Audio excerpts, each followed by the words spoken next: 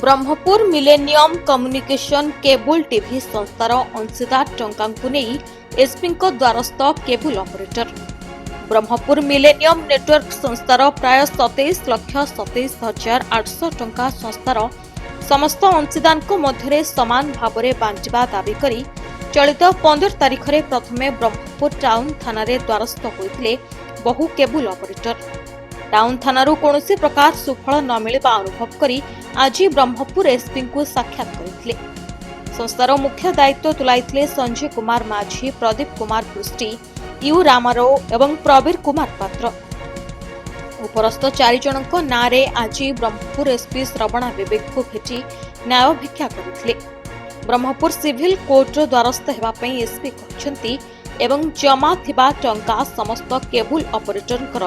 तेणु एथिलागी आमे आईन लड़ी लड़ाकू प्रस्तुत रहिछु बोली गणमाध्यम को सूचना दैछंती केबुल ऑपरेटर संतोष कुमार साहू। हमर से 27 लाख दे जाय हमर मिलेनियम कम्युनिकेशन थिला संगठन जोड़ा कि 4 जन नारे हम फाइल मते टाउन थाना देछु सेटा केस रजिस्टर हेछि तार सार को रिक्वेस्ट करबा टाउन थाना रे कहले कि नाय पार्टी केस टाउन थाना रे जेबार कारण हमर एई जे थिला हमर मिलेनियम कम्युनिकेशन रो 72 जनकर गोटे लोकल चैनल चालुतला सेथिरे किछि आदाय खर्च मध्ये होतला आदाय टंका को किछि अंश बांटी कि बळगा टंका 4 जन को आमे बाछिथिलु से 4 जन को ना रे मासु मास टंका संचय होतला 2015 सुधा हमर लोकल चैनल चलीथिला हम समस्त द्वारा मिसिकरी 2015 पर्यंत हमर प्राय पाखा पाखी 30 लाख टंका जमा 2015 परठू आम विभिन्न प्रकार कंपनी के अन्य लोक जाकि लोकल चैनल रो प्रभाव कमीगला और बिजनेस बंद हो गला से टंका आज पर्यंत 2025 पर्यंत से 4 जन नाम ही थिला मझे मझे आम मागिला समय ना टंका 4 जन भितर डिस्प्यूट हो जाकि केस पत्र लगी कहला केस छिड़ले आम आपस मिसिकी समाधान कर समस्त टंका बांटी दो आम गत 8 तारिख दिन जाना पाइलु जे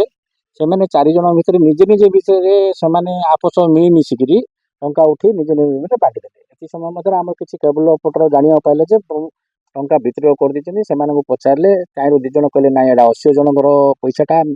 बंटा हम पछे आउ 2 जन कहले ना यहाँ आम पैसा आम केस जीतिचु आम नहीं जाइए तुम हाथ में जहाँ हम कर कि तुम कोर्ट जो थाना जो केस जहाँ कर ठीक अच्छे आम कहीकि आम टाउन थाना गोटे अभियोग आकार देचु 420 केस देचु टाउन थाना कहते तदारख चली से विषय आम हम आउ तुम जदि तो सिविल केस होची एटा आपण लोक अदालत आउ ये हमरो लोक सिविल कोर्ट जाइकरी एटा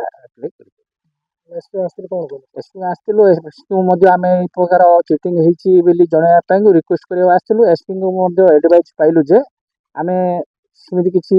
गहली चली न करी आम सिविल ऑफिस कोर्ट आधार नियम अनुसार जहाँ चिटिंग केस रो नियम अनुसार जहाँ हम तामें कोर्ट को वकील धरिकी से करू। ब्रह्मपुर लाडू किशोर पात्र रिपोर्ट। जदि आपंक आम भिडी भल लगा तेब आम चैनल को लाइक शेयर और सब्सक्राइब करने को जमा भी भूलु नहीं।